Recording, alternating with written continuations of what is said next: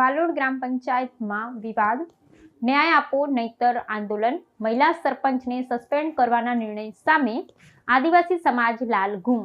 તાપી જિલ્લાના વાલોડ ગ્રામ પંચાયતમાં મરેલા કૂતરાઓના નિકાલના મુદ્દે મહિલા સરપંચને સસ્પેન્ડ કરવાના વિવાદાસ્પદ નિર્ણયથી સમગ્ર પંથકમાં ખળભળાટ મચી ગયો છે। વહીવટીતંત્રની આ એકતરફી ને પક્ષપાતી કાર્યવાહી સામે આજે આદિવાસી સમાજ અને ગ્રામજનોએ એક થઈ જિલ્લા વિકાસ અધિકારી ડીડીઓને આવેદનપત્ર પાઠવી 7 દિવસનું અલ્ટિમેટમ આપ્યું છે। તલાટી બચી ગયા અને સરપંચ ભોગ બન્યા, તંત્રની બેઘારી નીતિ સામે સવાલ।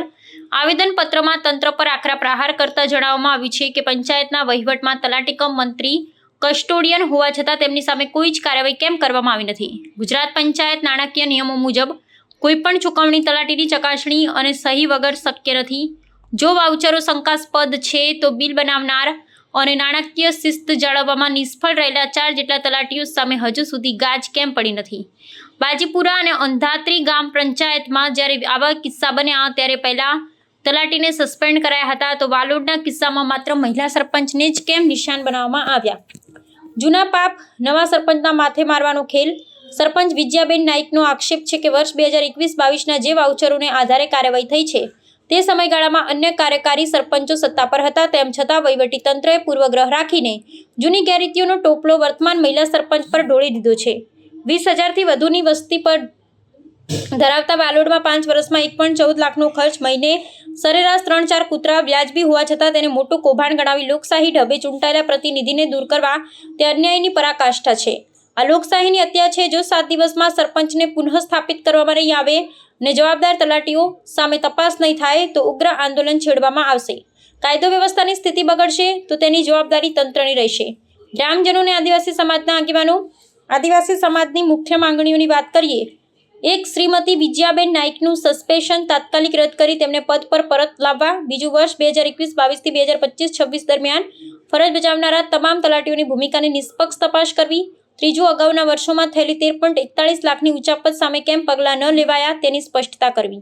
4. એકતરફી તપાસ કરનાર અધિકારીઓ સામે કાર્યવાહી કરવી। હવે જોવાનું એ રહે છે કે 7 દિવસના અલ્ટિમેટમ બાદ જિલ્લા વહીવટી તંત્ર નમતું જોખે છે કે પછી તાપી જિલ્લામાં આંદોલનની જ્વાળા ભભૂકી ઉઠશે। નાણાકીય અને રોજમેર જે લખવાનું હોય તે તો તલાટીએ જ કરવાનું, લખવાનું તો થાય છે, પણ પાસ તો પેમેન્ટ તો સરપંચને પૂછાવું। સરપંચ પણ અમારા ગ્રામ સભાના ઠરાવ છે, થાય તો આખી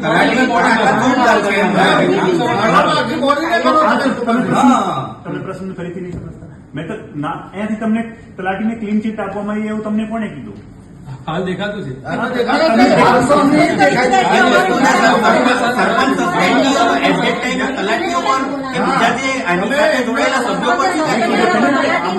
સમય મર્યાદા છે 3 મહિનામાં, એટલે 3 મહિનામાં અમારે કાર્યવાહી પૂરી કરી તલાટીમાં પણ મેં તમને કીધું બીજા જિલ્લામાં અત્યારે આમાં કેવું છે, જો આમાં આપણે જોઈએ બરાબર છે કે ચાલો પ્રશાસને નિર્ણય લીધો તો કેવું કે આખી એ લોકોની બોડી પર એક જ ટાઈમે થશે કે ભાઈ તલાટીઓ પણ આમાં જવાબદાર છે, એમને બી સસ્પેન્ડ કર્યા। આ તો કેવું પર્ટિક્યુલર ખાલી સરપંચ પર જ છે। એવું નહીં સર, તલાટી સામે પણ પગલા લઈ લેવામાં આવશે। મેં તમને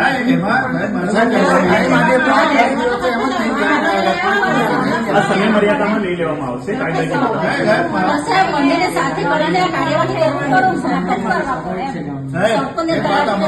સામાન્ય સભાનો ઠરાવ છે, ગ્રામ સભાનો બી છે, સામાન્ય સભાનો બી છે।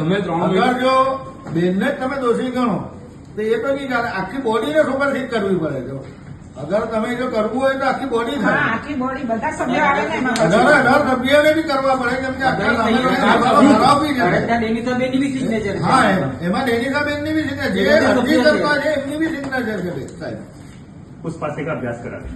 हाँ सर, ये मेन सबसे बड़ी चीज तो क्या है, ठीक है, मैं देख लेता हूँ। क्योंकि सामान्य सभा का ठहराव है, जो अर्जी करता है તમારી અરજી પ્રમાણે જો નિયમ પ્રમાણે હા 3 મહિનાની નોટિસની અંદર બેનને જેટલા જવાબ તમે માંગ્યા તો બેને બધા જ જવાબ આપેલા છે, તો તે તમે ગ્રાહ્ય નહીં રાખ્યા।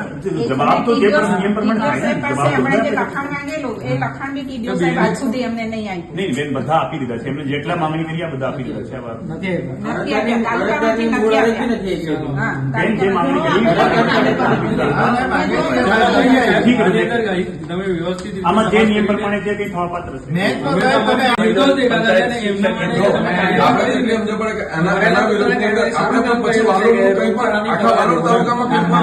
આજ પ્રકારનું સાહેબ તરફ પગલા લેવું પડશે સાહેબ, સમજો તમે।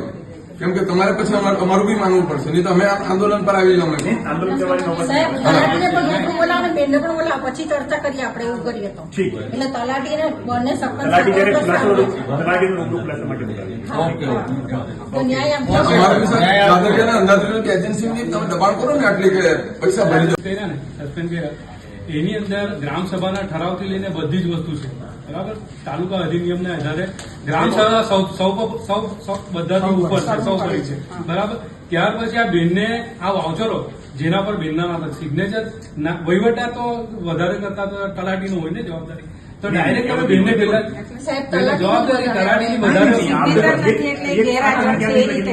તલાટીની જવાબદારી વધારે હોય છે. નહીં ને સર, પંચાયત અધિનિયમ હેઠળ હોય ને સર.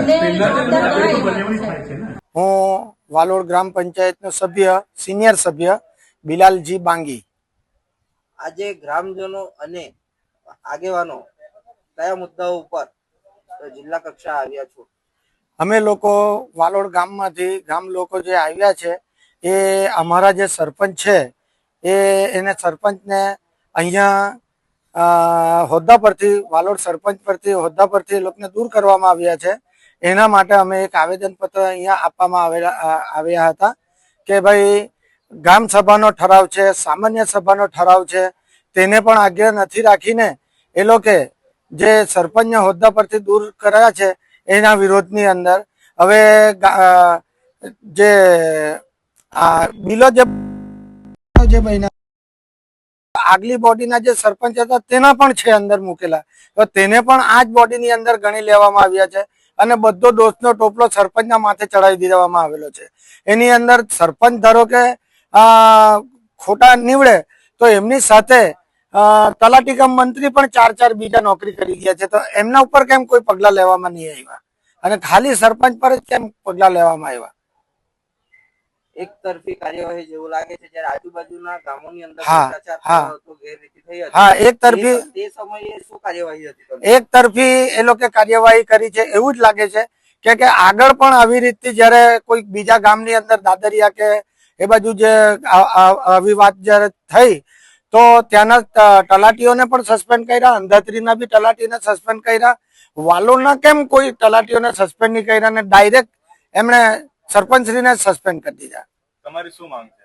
અમારી માંગ એ છે કે આ સસ્પેન્શન ઓર્ડર કેન્સલ થાય અને બેનને પાછા દિન 7 ની અંદર હોદ્દા પર પાછા ચાલુ કરે, એ અમારી માંગ છે. નહીં તો પછી અમે ગાંધી ચિંધ્ય માર્ગે આંદોલન કરીશું. ડીડીઓ દ્વારા શું જવાબ આપવામાં આવ્યો? ડીડીઓ સાહેબ તરફથી જવાબ અમને આપવામાં આવ્યો કે ભાઈ જેવી રીતે બેન પર કાર્યવાહી થઈ છે એવી રીતે અમે તલાટીઓના પણ એના પર બી કાર્યવાહી કરીશું અને બેનને અત્યારે અગર એના માટે એ કરવું હોય તો કોર્ટમાં જઈને સ્ટે લાવી શકે છે અને ગાંધીનગરથી એમની અપીલની અરજી કરી શકે છે. જો તમારી માંગણી ના સંતોષાય તો આંદોલન ક્યાં કરશો? હા, આ આંદોલન અહીંયા જ કરીશું અમે, અમારી માંગણી સંતોષાય ન તો. અમારા વાલોડ ગામના સરપંચ છે વિજયાબેન, અમારા કોઈ કામ બાકી રહેવા દીધા નથી.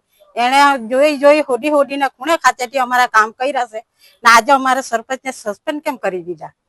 એના ખાતર અમે અહીંયા આવ્યા છે. એના પાછા સરપંચમાં અહીંયા અમારા વાલોડમાં લઈ તો અમે સારું, નહીં તો અમે આગળ વધશું.